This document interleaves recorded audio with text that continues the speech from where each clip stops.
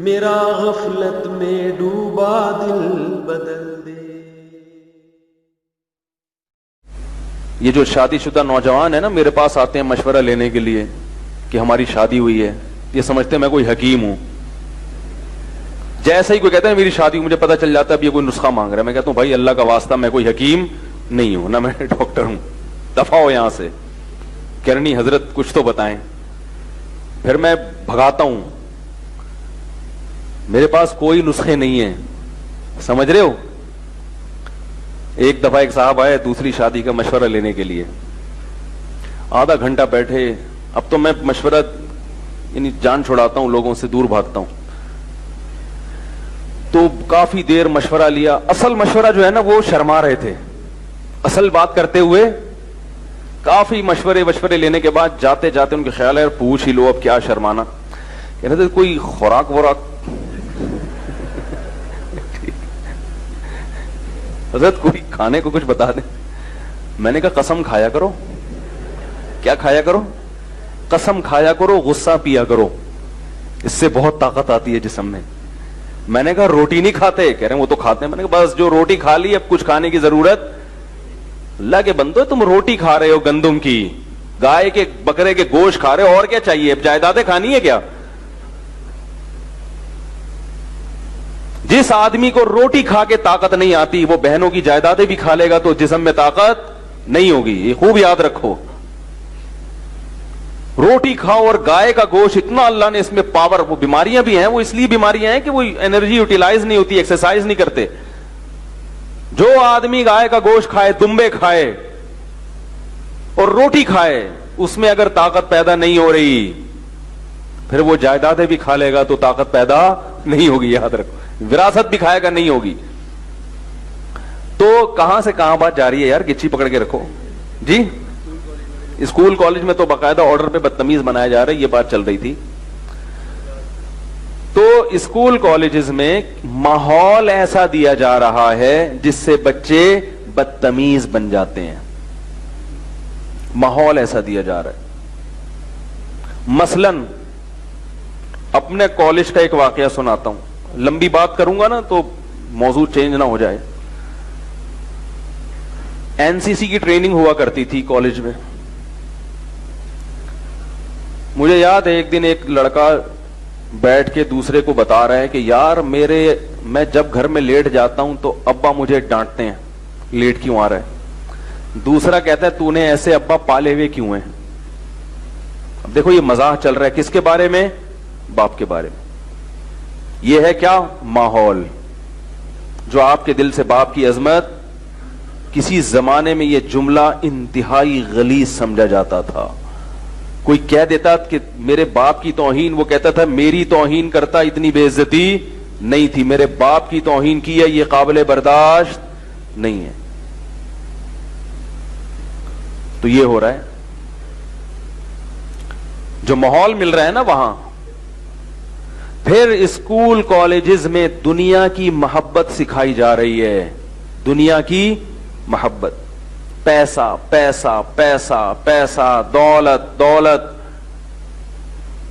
دولت کی محبت اللہ کی محبت کے ساتھ جمع نہیں ہو سکتی. والدین سے محبت وہی کرے گا جو اللہ سے محبت کرے گا, کیونکہ اللہ کا رشتہ اور والدین کا رشتہ تقریباً ایک جیسا ہے. وہ بھی آپ کی پیدائش کا ذریعہ بنے اور اللہ بھی خالق ہے. والدین بھی آپ سے بے لوث محبت کرتے ہیں, کوئی مفاد نہیں, اور اللہ بھی اپنی مخلوق سے بے لوث محبت کرتا ہے. اللہ نے اپنی محبت کے لیے مثال ہی ماں کی دی ہے کہ ماں سے 99 گنا زیادہ. یہ نہیں کہا کہ شوہر سے 99 گنا زیادہ, بیوی سے 99 گنا زیادہ, اولاد سے, نہ نہ نہ. اللہ نے جب اپنی محبت کی مثال دی تو اتنی محبت کرتا ہوں کہ ماں سے بھی 99 گنا زیادہ. تو ماں کی کیوں مثال دی جا رہی ہے؟ کیونکہ میاں بیوی کی محبت میں بسا اوقات خواہشات کی آمیزش ہوتی ہے. اولاد جو والدین سے محبت کرتی ہے اس میں بھی 2 نمبری ہو سکتی ہے, وراثت چاہیے, مفاد ہیں. لیکن والدین جو اولاد سے محبت کرتے ہیں اس میں کوئی مفاد. تبھی دیکھو جو سب سے زیادہ معذور ہوگا والدین کو محبت اس سے سب سے زیادہ ہوگی. تو ماحول ایسا دیا جا رہا ہے. ایسا ماحول دیا جا رہا ہے کہ یاد رکھو مذہب سے جتنا دور ہوگے اتنا ہی اپنے قریبی رشتوں سے دور ہو جاؤ گے. آپ کہہ سکتے ہو گورے تو بہت محبت کرتے ہیں قریبی رشتوں سے, بولو نا نہیں, کتوں سے کرتے ہیں, کلائنٹ سے کرتے ہیں. ایئر ہوسٹس محبت کرتی ہے جو جہازوں میں سواریاں بیٹھی ہوئی ہوتی ہیں نا, ان سے محبت کرتی ہے. کاش, ایک صاحب پرسوں مجھے کہنے لگے یار میں جہاز میں جا رہا تھا, ایئر ہوسٹس اتنی تمیز سے بات کر رہی تھی, پتہ نہیں انہوں نے کیا کہہ دیا ایئر ہوسٹس کو, وہ پھر بھی بڑی تھینک یو کہہ رہی ہے. مجھے کہنے لگے کاش میری بیوی ایسی ہو جائے, بٹن دباؤ, کیا خیال ہے؟ میں نے کہا نہیں ہوگی, کیونکہ تم بھی ویسے نہیں ہو سکتے جیسے وہ ایئر ہوسٹس کا الٹ کیا ہوتا ہے, کیونکہ نظر ہی نہیں آیا کبھی جہاز میں ہمیں اسٹیورڈ, تو وہ بھی بڑی تمیز سے بات کرتا ہے. تو میں نے کہا جیسے وہ تمیز سے بات کر رہا ہے ایسے ہی تم بھی اپنی بیگم سے تمیز سے بات کیا کرو. تو کوئی بھی نہیں کر رہا آج کل. تمیز مارکیٹ سے کیا ہو گئی ہے, شارٹ ہو گئی, مہنگی ہو گئی ہے. کیوں؟ اللہ کا خوف نہیں ہے. جو اللہ سے نہیں ڈرے گا وہ کس سے ڈرے گا بھائی؟ وہ تو کمزور, وہ صرف طاقتور کے سامنے, باس کے سامنے یسر جی سر کرے گا, پولیس والے کے سامنے یسر کرے گا. کوئی ایس ایچ او آ جائے نا تھانے کا, ڈی ایس پی آ جائے, اس کے سامنے کہے گا ماشاءاللہ سر, سر پلیز سر. وہ الیس پلیز کہاں لے کے جائے گا؟ صرف ڈی ایس پی کے سامنے, ایس ایچ او کے سامنے, یا اپنے دوستوں کے سامنے جس سے مفاد ہے. کلائنٹ سے بڑی تمیز سے بات کرتے ہیں, کسٹمر سے بڑی تمیز سے بات کرتے ہیں, کیونکہ کسٹمر سے کیا مقصد ہے؟ تجارت. تو اللہ کے بندو یورپ سے متاثر مت ہو, وہ اللہ سے دور ہیں, لہذا جو جتنا قریبی ہے وہ اس سے اتنا دور, جو جتنا دور کا ہے وہ اس سے اتنا قریب. سب سے قریب اللہ ہے, وہ اللہ سے سب سے دور ہیں.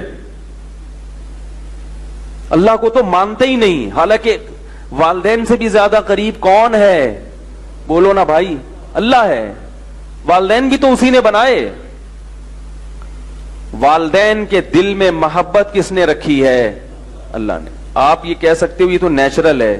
نیچر کوئی چیز نہیں ہوتی خود سے, نیچر بنانے والا کون ہے؟ اللہ ہے. یہ جو گورے کہتے ہیں نا نیچرل ہے, کہ یہ نیچر کر رہی ہے, فطرت خود کچھ نہیں ہوتی. فطرت کو تخلیق کرنے والا کون ہے؟ اللہ ہے. کتا وفادار ہے, اس کی نیچر ہے. بھئی یہ نیچر بنائی کس نے؟ خود سے وہ وفادار بن گیا.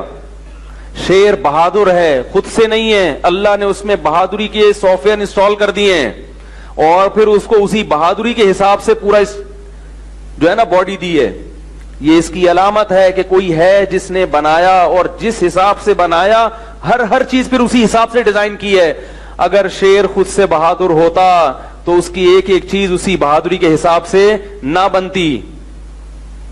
شیر کو اگر بہادر بنایا تو اس کی دھاڑ بھی ایسے جیسے بہادروں کی, بولو نا یار, جیسے بہادروں کی دھاڑ ہوتی ہے. تو اللہ تعالیٰ نے والدین کے دل میں اولاد کی محبت رکھی. یہ نیچرل اس لحاظ سے نہیں ہے کہ خود بخود ہے, اس لحاظ سے نیچرل ہے کہ یہ نیچر بنائی کس نے؟ اللہ نے. ورنہ یہ ضروری نہیں ہے کہ جو جنے وہ محبت بھی کرے. سانپ کی مادہ بھی جنتی ہے مگر اپنے بچوں سے محبت نہیں کرتی. سانپ کے انڈوں سے, سانپنی کے انڈوں سے جب بچے نکلتے ہیں تو سب سے پہلے وہ کس کو اپنا دشمن سمجھتے ہیں؟ ماں کو. بھاگتے ہیں وہاں سے.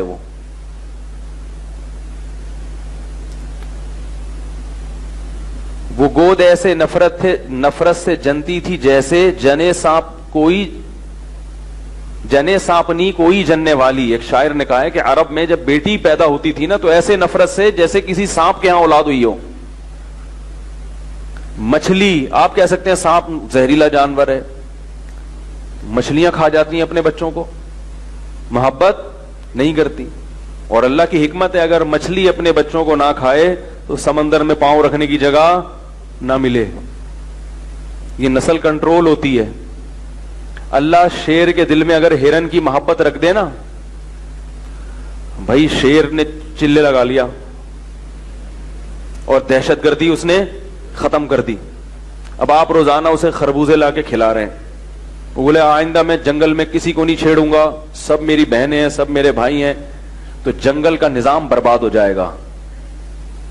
گورے کہتے ہیں, جو ان کے ماہرین ہیں, کہ جنگل میں درندے اگر ختم ہو جائیں تو یہ جو ہرن ہیں یا یہ جو 12 سنگے ہیں یا دوسری نسلیں اتنی بڑھ جائیں گی کہ جنگل میں گھاس پھوس کا نام و نشان باقی نہیں رہے گا. اللہ نے جنگل میں درندے پیدا کیے ہیں ان جانوروں کی جو گروتھ ریشو ہے اس کو کنٹرول کرنے کے لیے. کنٹرولنگ سسٹم قدرت کی طرف سے پہلے سے ہے. فیملی پلاننگ کی مدد کی آپ کو ضرورت نہیں ہے. یہ فطرت میں ٹانگ اڑانے والی بات ہے. فیملی پلاننگ سسٹم جو چل رہا ہے اس سے نقصان ہوگا. اللہ غافل نہیں ہے, اس کے جو سسٹم بنایا اس سسٹم میں خود بخود یہ چیزیں ہیں کہ کتنا بڑھنا ہے, کتنے زمین میں خوراک ہے اور کتنے بم دھماکوں سے ہلاک ہوں گے, کتنی بڑی بڑی جنگیں ہونے والی ہیں جس سے نسل ختم ہوگی. اگر آپ نے خود سے کم کرنا شروع کر دی تو مستقبل میں تباہی ہے پھر, کیونکہ فطرت کی جو ضرب اور تقسیم کا عمل ہے نا اس میں گڑبڑ, اس کیلکولیشن میں ٹانگ مت اڑاؤ. تو اب دیکھو شیر کے دل میں اللہ تعالی نے جنگلی جانوروں کی نفرت رکھ دی. اگر محبت رکھ دیتا تو معاملہ خراب ہو جاتا, لیکن اپنے بچوں سے بڑی محبت کرتا ہے, بہت زیادہ. کیوں؟ شیر کے گروتھ ریشو بہت کم ہے.